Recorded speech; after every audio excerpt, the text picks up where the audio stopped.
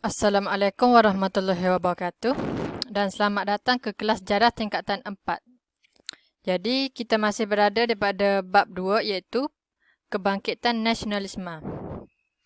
Jadi fokus pembelajaran kita pada hari ini adalah subtopik 2.5 iaitu kesedaran nasionalisme di negara kita. Dan juga subtopik 2.6 iaitu faktor kemunculan gerakan nasionalisme. Jadi standard pembelajaran kita pada hari ini adalah 9.31 memerihalkan latar belakang kemunculan kesedaran nasionalisme di negara kita. 9.3.2 iaitu menerangkan faktor kemunculan gerakan nasionalisme di negara kita. Dan juga K9.36 iaitu menghuraikan semangat cintakan negara.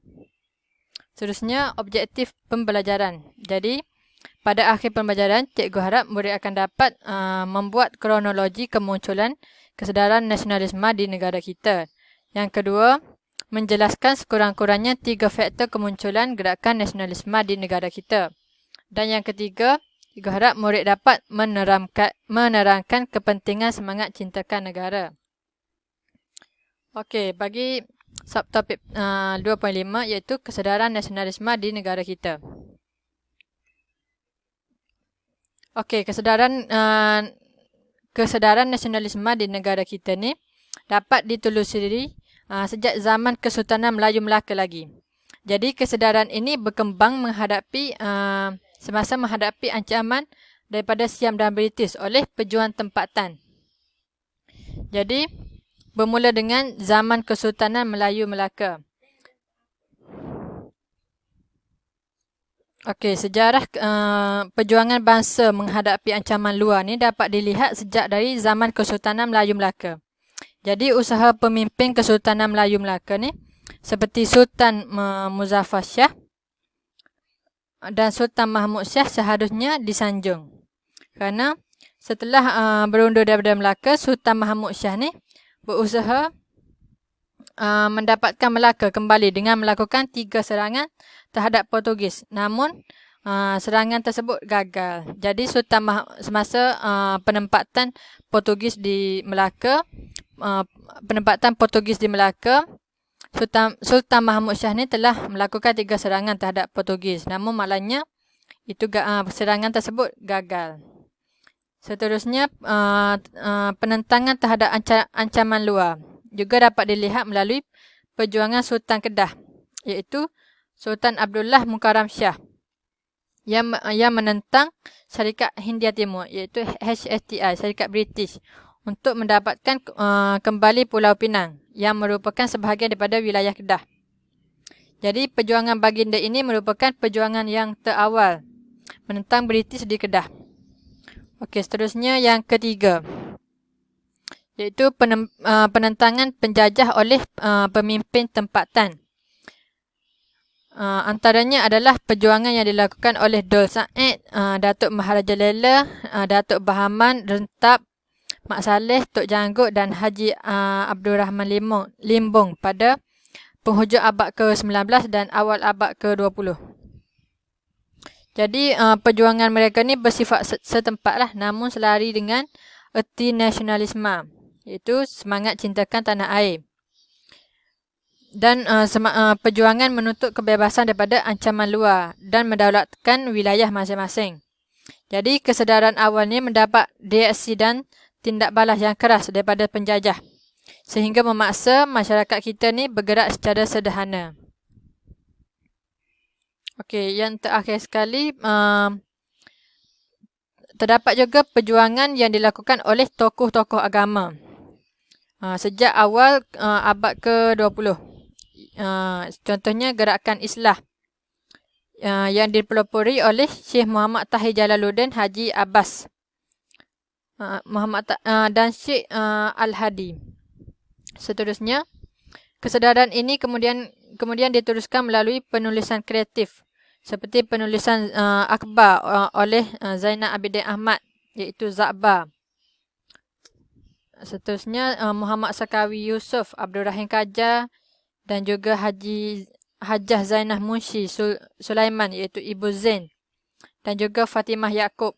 Mereka inilah yang penulis akhbar ataupun majalah yang menulis mengenai semangat nasionalisme menentang penjajah. Okey, selain itu, terdapat juga perjuangan yang digerakkan melalui pertubuhan sosioekonomi oleh golongan berpendidikan Inggeris dan Melayu. Jadi tokoh ketiga itu adalah Ibrahim Haji Yaakob dan juga Ishak Haji Muhammad dan seterusnya Ahmad Bustaman, Burhanuddin Helmin dan lain-lain.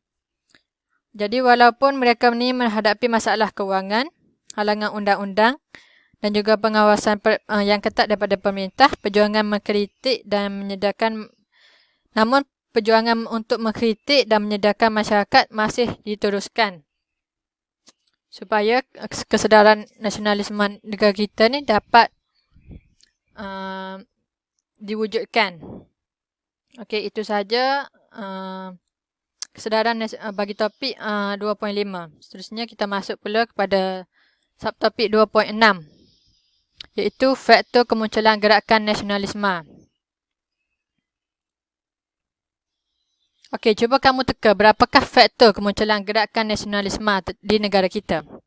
Adakah 3, adakah 4, adakah 5 ataupun 6? Okey, terdapat 6 faktor kemunculan gerakan nasionalisme di negara kita. Jom kita tengok satu persatu. Yang pertama adalah peranan agama.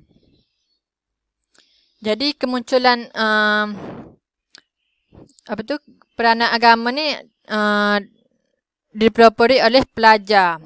Para pelajar yang melanjutkan pelajaran di Mesir yang terdedah dengan falsafah perjuangan gerakan Islah di Mesir, iaitu di bawah pimpinan Syed Jamaluddin Al-Afghani dan juga Syekh Muhammad Abduh dan juga Rashid Ridha. Jadi gerakan Islah ni menyeru umat Islam untuk kembali kepada ajaran Islam yang sebenar yang berpandukan Al-Quran dan Hadis. Jadi gerakan Islah ni muncul adalah untuk menentang imperialisme barat di negara-negara Islam. Jadi jelaslah bahawa peranan agama juga merupakan faktor yang membawa kepada kemunculan semangat nasionalisme di negara kita. Seterusnya, faktor yang kedua adalah penulisan kreatif. Penulisan kreatif ni merupakan hasil kesusasteraan seperti novel, cerpen dan puisi daripada tokoh nasionalis yang digunakan sebagai wadah atau medium untuk mengungkapkan keperitan hidup bangsa yang dijajah serta penderitaan rakyat. Jadi hal ini memberikan impak kepada rakyat untuk menaikkan semangat bagi memahami realiti hidup yang dijajah. Okey, apakah contoh penulisan kreatif yang dibuat? Contohnya Melo Kuala Lumpur yang ditulis oleh Harun Aminur Rasyid dan juga cerpen Cerita Awam Putat yang ditulis oleh Abdul Rahim Kajai. Jadi kedua-dua novel ini menceritakan mengenai kisah penderitaan rakyat dan juga keperitan hidup bangsa yang dijajah. Seterusnya, karya Pak Saku juga turut menyindir penjajah dan mengingatkan anak bangsa akan kepentingan menikmati kebebasan. Okey. Jadi ini adalah faktor yang kedua, kebangkitan semangat nasionalisme. Seterusnya kita pergi kepada faktor yang ketiga, iaitu media cetak. Jadi media cetak seperti akhbar dan majalah ni berperanan sebagai penyalur maklumat dan penyebar. Jadi faktor yang ketiga ni adalah media cetak. Media cetak ni contohnya seperti akhbar dan majalah. Jadi akhbar dan majalah ni berperanan sebagai penyalur maklumat dan penyebar berita. Antara akhbar awal termasuklah akhbar Jawi Peranakan yang menegur campur tangan British dalam soal agama Islam di Singapura dan isu bahasa Melayu. Selain itu, terdapat juga akhbar sekolah Melayu yang digunakan sebagai bahan pembacaan di sekolah Melayu yang menerapkan unsur-unsur kebangkitan nasionalisme. Seterusnya, kemunculan majalah Al-Iman, majalah neraca dan juga majalah pengasuh juga memuatkan idea pembaharuan. Seterusnya, Akhbar Fajar Sarawak yang dirajui oleh Angkatan Intelektual Melayu juga diterbitkan untuk mengkritik dasar pemerintahan buruk yang mengabaikan hak dan kepentingan bumi putera di Sarawak. Okey, itu ada media cetak merupakan faktor penyumbang kepada kebangkitan semangat nasionalisme di negara kita. Seterusnya, faktor yang keempat iaitu sistem pendidikan. Jadi melalui pendidikan moden Islam ni, melalui penubuhan madrasah ni telah menunjukkan semangat baru dalam kalangan pelajar pada awal abad ke-20. Jadi antaranya termasuklah Madrasah Al-Atas di Johor Bahru yang ditubuhkan pada tahun 1914 dan juga Madrasah Al-Masyur di Pulau Pinang yang ditubuhkan pada tahun 1916 dan juga Madrasah Al-Idrisiyah di Kuala Kangsar yang ditubuhkan pada tahun 1926. Jadi institusi ini menerima idea nasionalisme melalui kunjungan para ulama yang pergi ke madrasah-madrasah ini. Para ulama kaum muda ni dari Sumatera Barat, iaitu Indonesia. Dan juga kepulangan pelajar daripada Mesir yang menyebarkan idea kemajuan dan pemodenan kepada masyarakat. Seterusnya, Raffles Institution di Singapura dan juga Maktab Melayu Kuala Kangsar dan juga Malay College Kuala Kangsar, MCKK, dan Maktab Perguruan Sultan Idris ataupun Sultan Idris Training Center SITC di Tanjung Malin, Perak melahirkan golongan yang memimpin rakyat untuk menuntut hak bagi mendapatkan pendidikan. Jadi melalui sistem pendidikan ni, pelajar akan didedahkan dengan idea tokoh falsafah Islam dan juga Barat yang memperlihatkan kelemahan bangsa yang dijajah serta mendesak pihak British untuk melakukan pembaharuan. Jadi dengan ini jelaslah bahawa sistem pendidikan ni juga merupakan faktor yang membawa kepada semangat nasionalisme di negara kita. Seterusnya, faktor yang kelima iaitu kemunculan golongan intelektual. Golongan intelektual ni merupakan golongan cerdik pandai lah yang seperti pelajar yang pulang daripada Mesir tadi, pelajar antarabangsa dan juga penulis buku dan sebagainya itulah. Jadi hasil daripada perkembangan sistem pendidikan lahirlah golongan intelektual ni seperti lepasan daripada Timur Tengah. Sebagai contohnya Syed Al-Hadi yang menggerakkan idea pembaharuan dalam masyarakat. Jadi begitu juga dengan intelektual lepasan pendidikan Inggeris dan Melayu seperti Abdul Kadir Adabi, Datuk Undan Rembau dan juga Abdullah Haji Dahan. Muhammad Yunus Abdullah, Ustaz Abu Bakar Muhammad Said atau dikenali sebagai Abu Bakar Abakhir dan juga Ibrahim Haji Yaakob. Jadi mereka-mereka inilah merupakan golongan intelektual yang membawa kepada kemunculan semangat nasionalisme. Jadi apa yang mereka buat? Mereka menggunakan akhbar untuk menubuhkan persatuan yang bersifat sosioekonomi dan politik untuk menyedarkan rakyat tentang nasionalisme, iaitu semangat cintakan tanah air, semangat untuk bangkit menentang penjajah. Jadi dengan ini jelaslah bahawa kemunculan golongan intelektual ni merupakan faktor kepada kebangkitan nasionalisme di negara kita. Okey, faktor yang terakhir iaitu faktor yang keenam, pengaruh luar dan serantau.